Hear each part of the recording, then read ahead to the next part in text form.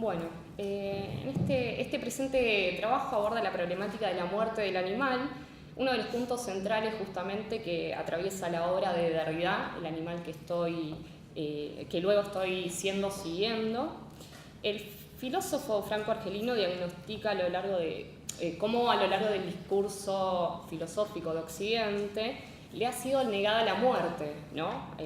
Al animal, ¿no? En vista de inscribir justamente la pregunta ¿qué es el hombre? En este sentido, exploraremos los vínculos mediante lo que Akira Misuta Lipit llama la muerte de un animal, como modo paradójico justamente en el cual se relaciona la muerte animal y la muerte del hombre en las inscripciones que aparecen al final de los créditos de muchas películas que utilizan justamente animales, ¿no? Que dice algo así como que ningún animal ha sido dañado durante la película, ¿sí? Bueno. A partir de la tradición de Nietzsche, que fue heredada y retomada por el pensamiento post-nietzscheano del siglo XX, ha surgido la necesidad de repensar críticamente las caracterizaciones de los animales llevada a cabo por el discurso metafísico de Occidente. A lo largo de esta tradición se ha inscrito la estructura de la subjetividad a partir del sacrificio del animal, en tanto este último fue configurado como un ser vivo localizable, homogéneo y próximo al humano, nombrándolo el animal. De modo que el discurso de Occidente ha subsumido a los animales a un mero derivado genérico y provisional del hombre, o sea, un no hombre. Derrida diagnostica esta tradición filosófica como carno-falo-logocentrista, problemática situada en el discurso filosófico, en donde, por un lado, los filósofos no han expresado en sus pensamientos la experiencia de ser vistos por un animal, y por otro lado, le ha negado la posibilidad del lenguaje. Desde Aristóteles, pasando por Descartes hasta Lacan, les ha atribuido a los animales una estructura biológica predeterminada, como es reaccionar o emitir estímulos, pero que pese a ello son incapaces de articular algún tipo de respuesta. Por lo tanto, esta larga tradición que delimitó al hombre en la historia como la excepcionalidad entre los seres vivos, ya que posee y tiene la posibilidad del lenguaje, ¿no? El sun logonegon o animal racionale, ¿no? Como son las caracterizaciones aristotélicas que da al respecto, la llamaremos la tradición de la ipseidad soberana, que a partir de la negación de la palabra, el pensamiento y también la mirada animal, ha posicionado al hombre en tanto superioridad autoenunciante y como administrador de todo lo viviente, no hombre. En continuidad con los análisis derridianos en torno al carno-falo-logocentrismo, Derrida señala al animote como la posibilidad de pensar la ruptura de esa continuidad discursiva, en tanto que se lo reconoce al animal como un nombre, ¿no? Opositiva, digo, sí, opuesta, por el cual se homogeneiza unívocamente al animal en una posición privativa. A partir de situarse en los múltiples límites de esa intersección, dará cuenta de la complejidad irreductible y la imposibilidad de objetivizar esa ruptura abismal entre el animal y el hombre y el animal, sino es en efecto mediante la violencia jerárquica y dicotómica heredada desde el pensamiento platónico, aristotélico, ¿no? Perplejo en el discurso de Occidente. Propondremos también recorrer los vínculos que establece Akira en su artículo La muerte del animal entre la cinematografía y la muerte propiamente animal, ¿no? En relación al rol normativo promulgado por la Asociación Humana Americana, que anuncia al final de muchas películas ningún animal ha sido dañado, exponiendo de este modo una ética de la representación opuesta a lo que solemos pensar como la muerte humana.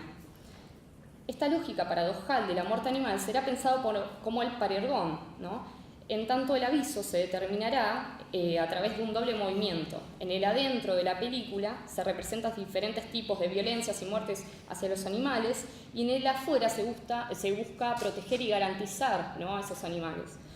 Bien.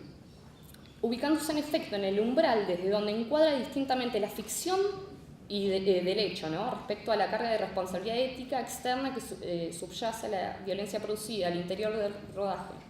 Finalmente nos aproximaremos a lo que Derrida llamó como animote. Bien. Voy a explicar más que nada en qué se basa esta asociación americana. Comprende por el animal toda criatura sintiente, incluyendo aves, reptiles e insectos. Esta asociación sin fines de lucro tiene como propósito hacer saber la a la exterioridad del público que ningún animal pudo haber sido herido, asesinado o hostilizado durante el rodaje de una película. Proveniente de Los Ángeles, Estados Unidos, esta organización ha comenzado su legado en el seguimiento de animales y en el trato que las producciones cinematográficas y televisivas le dieron a estos mismos durante el rodaje desde 1980. La industria cinematográfica... Es por ello que el equipo de resguardo animal se hace presente durante los rodajes y diagnostica de acuerdo al tratamiento que se le ha dado al animal, ¿no?, durante los rodajes, si califica como admisible o no de violencia hacia propiamente los animales, ¿no?, posibilitando de este modo el permiso de rotulación al final de los créditos. Bien, ahora vamos a seguir. Siguiendo el anuncio de esta asociación en su página web, digamos, se puede decir que se postula un derecho animal inscripto en la noción de cómo el actor animal no puede hablar, no puede defender sus derechos. Por lo tanto, se inscribe en un tipo de cuerpo textual que resguarda a los animales en la interioridad de la película, pero desde cierto afuera. Este modo de influenciar a la película desde cierto orden del lenguaje externo actúa como lo que Derrida denomina parergón.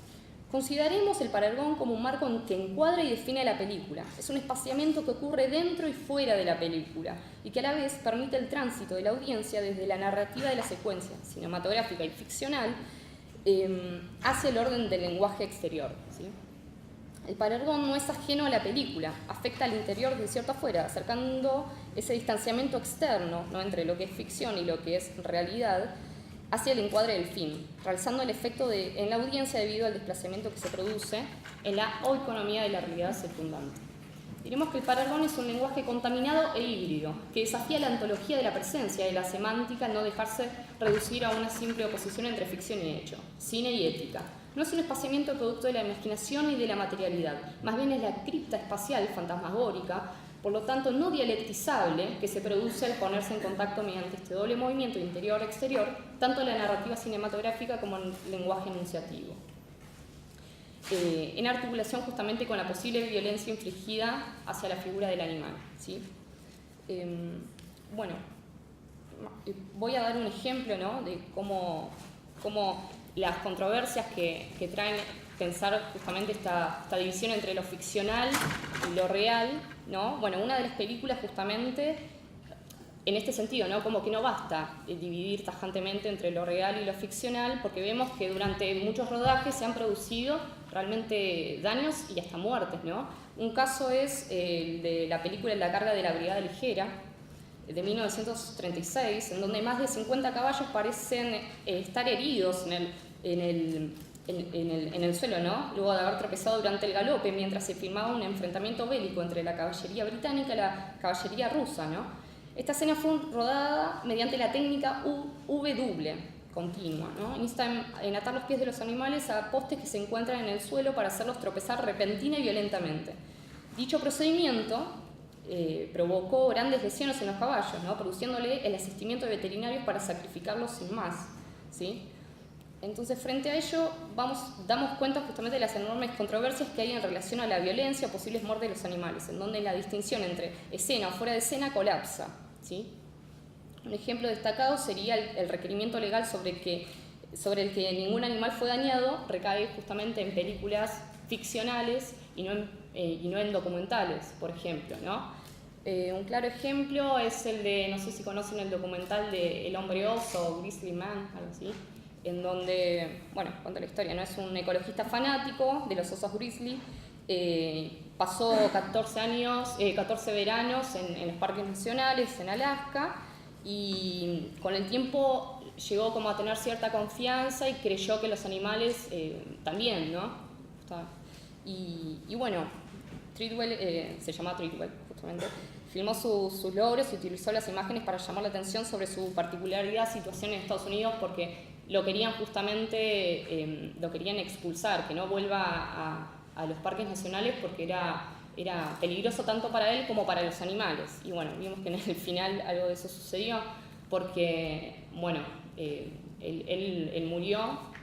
Hay un audio que quedó, una restancia de audio donde se verifica que fue comido por un oso, ¿sí? y bueno, junto con su novia. Entonces, este audio durante el documental no se hace público, solamente el director Werner Herzog lo escucha y se lo filma a él mismo en este instante en el cual escucha el audio, y podemos ver que su cara es de perplejidad completa y bueno.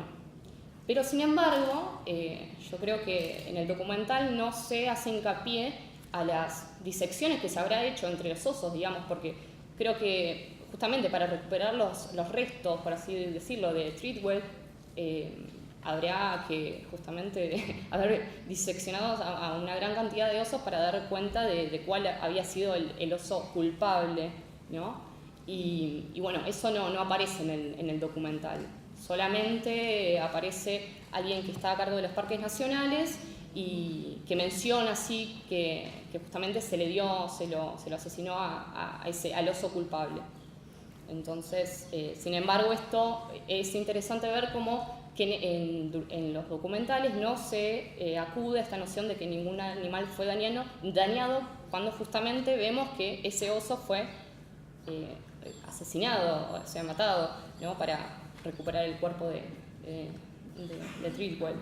Y bueno, esto es justamente esta dicotomía entre lo que se produce entre lo que es ficcional y lo que es real, vemos que colapsa.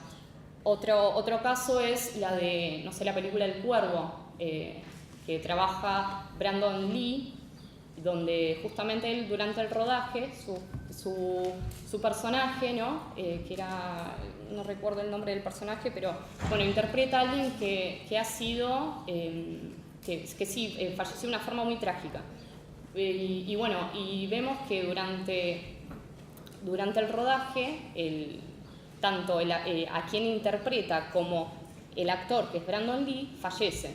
Entonces, ¿hasta qué punto hay una doble muerte, ¿no? de Brandon Lee en tanto actor, en tanto intérprete de Eric y en tanto Brandon Lee como tal? Entonces, esta noción vemos de las identidades colapsan porque fallece, digamos, en esta...